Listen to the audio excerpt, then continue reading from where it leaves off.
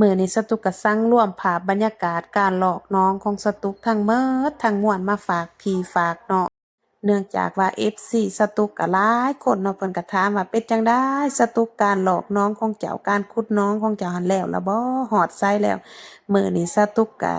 สำเร็จเสร็จสิ้นการหลอกน้องการขุดน้องแล้วเรียบร้อยแล้วสตุกก็สิเอาภาพสั่งรวมมาฝากพี่ฝากน้องบาทเดียวเลยจ้ะเหตุผลที่ว่าสตุกบ่ได้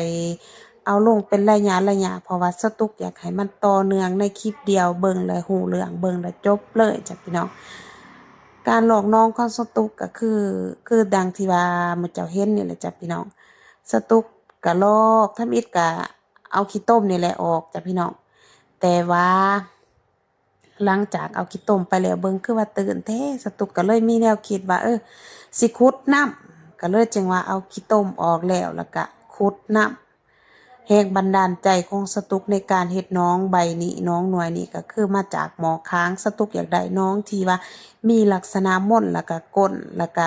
ให้สโลปคือหมอค้างนั่นก็คือแรงบันดาลใจของสตุกเนาะแล้วก็ในเมื่อเกิดแรงบันดาลใจแล้วสตุกก็ไปหาพี่หาน้องนี่แหละหาพี่หาน้องตัวเองนี่แหละมาขุดจ้ะพี่น้องมาขุดมาเฮ็ดซอยกันสตุกจากพี่น้องตัวเองจะจ้างพี่น้องแล้วก็ตัวเองก็เฮ็ดนำจากพี่น้องนำตัวเองเฮ็ดนำซอยนำลงเฮ็ดนำกันสตุกมาซอยบุเพิ่นคุมื้อดีจ้ะบ่ทันตอนเช้าก็ซอยตอนแลงบ่ทันตอนแลงก็ซอยตอนเช้าสตุกก็บ่ได้อยู่นำเพิ่นหมดมื้อเบิดเว้นดอกซอยได้ส่ำใดส่ำหนึ่งสตุกก็กลับบ้านเพราะว่าอยู่บ้านก็มีเวียกมีงานอันนี้แม่นเฮาขุดเครื่องกลางก่อนเพราะว่าสตุกอยากกำหนดว่าใจกลางของบ่อนี่มันอยู่ไสใจกลางของสระอยู่ไสอยากได้กดกว้างส่ำใดสตุกก็ให้หมู่เพิ่นขุดเครื่องกลางก่อนอันนี้คือสำเร็จเนาะเครื่องกลางได้ความลึกประมาณนี้แหละเนาะกดฮอดดินเหนียวแล้วก็ไปต่อบ่ได้แล้วก็เลยหยุด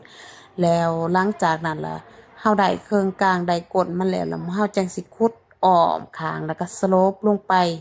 สโลปลงไปใส่กดมันน่ะบัดนี้จ้ะพี่น้องนี่ก็คือ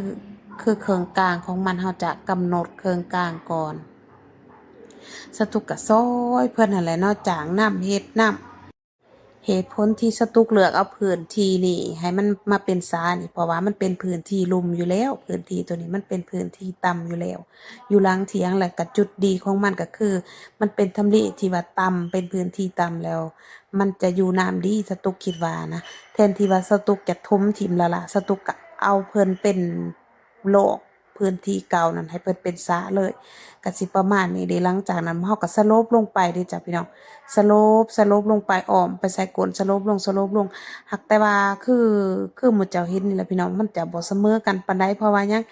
หมู่เพิ่นก็บ่ได้มีประสบการณ์ในการขุดสระขุดหนองนำหมู่เพิ่นบ่เคยว่าซั่นซะพี่น้องแต่สตุกอยากนำใส่เรือแห้งอยากนำใส่ให้งานจากหมู่เพิ่นซื่อๆจ้ะ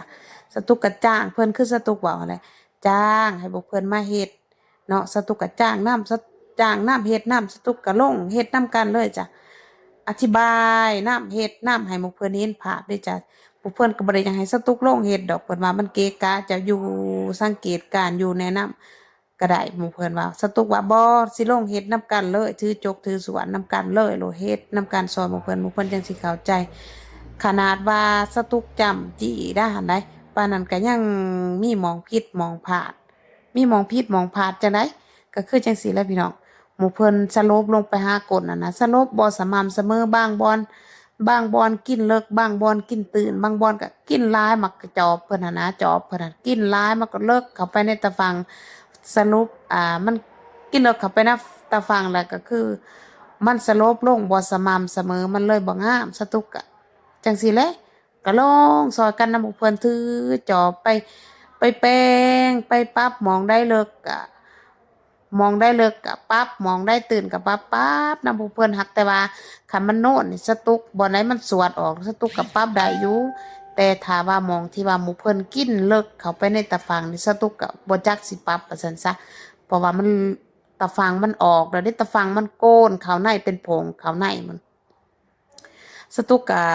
จำจี้ว่าซั่นซะติดตามนำเลยอยู่ปานนั้นก็ยังบ่ได้คะย้อนว่าสตุกสิปะให้แต่หมู่เพิ่นเฮ็ดเด้พี่น้อง สตุกก็เฮ็ดคือจังซี่ก็ได้ส่ำนี้แหละซอยหมู่เพิ่นบางเทื่อก็ได้เต็มเม็ดเต็มหน่วย บางเทื่อก็บ่ได้เต็มเม็ดเต็มหน่วยแล้วแต่ถ้าสตุกมาคนเดียวสตุกก็ได้เฮ็ดซอยหมู่เพิ่นหลายคันมื้อได้ลูกชายมานำคือหมู่เจ้าเห็นแหละพี่น้องจะเบิ่งแล่นสวนแล่นกายไปกายมาสตุกก็เฮ็ดบ่ได้เต็มเม็ดเต็มหน่วย นี่ก็แม่นนี่ก็สตุกกำลังโกยเอาขี้ต้มอยู่ก้นสระเพราะว่ามันจะเป็นขี้ต้มเหนียวสตุกเอาไปโบกไปลาดโบกเฮ็ดคือสตุกโบกบ้านดินนี่จ้ะพี่น้องมองที่ว่ามันโกนนะมองพวกเพิ่นเอาจอบพวกเพิ่นกินเขาไปเลิกเกินไปในตะฟังนะมันบ่สโลปที่บ้านนี่มันก็กินเลิกเขาไปสตุกเอาขี้ต้มเหนียวขี้ดินเหนียวน่ะไปลาดไปแล่ๆเฮ็ดคือสตุกโบกบ้านดินนะหมู่เพิ่นก็หัวควันสตุกว่าสตุกเฮ็ดคือโบกบ้านดิน สตุกว่าห่วยโบกแล้วมันจะสิหัวควันได้เขาโบกเอาอันนั้นมันเจ้ากินเลิกหลายคันบ่อยากให้เขาโบกเพิ่นจะสิกินข้าวเลิกตีตะฟางคุดมันงามๆตีสตุกว่าเพิ่นหัวควันสตุกก็เฮ็ดไปตามเพลงสตุกนี่แหละเนาะของแนวสตุกเป็นคนมักงามว่าซั่นซะเฮ็ดหยังก็ตามสตุกมักงามแต่ว่าหมู่เพิ่นเฮ็ดบ่ได้ดังใจสตุกบ่ได้ดังใจบ่ได้ตามสเปคของสตุกก็เฮ็ดจังซี่แหละเอาขี้ต้มไปลาดแล่ๆๆใส่โบกใส่เฮ็ดคือโบกบ้านดินอยากให้มันสม่ำเสมอกันนะจ๊ะพี่น้องแต่สตุกก็บ่แน่ใจว่ามันสิอยู่มั่นคงทะนุแกนบ่สิ่งที่ว่าสตุกเฮ็ดหรือว่าขี้ต้มที่สตุกเอาไปลาดใส่นะบัดบางเทื่อว่าคันเพิ่นบ่อยู่เนาะฝนตกมาก็จักว่าสิสุลงไปอยู่ก้นน้องคืนก็บ่จักแต่ว่าก็เฮ็ดไปลองเบิ่งจ้ะพี่น้องบ่ลองก็บ่ฮู้นี่แหละสตุกก็เฮ็ดนำพวกเพิ่นนี่แหละสรุปแล้วก็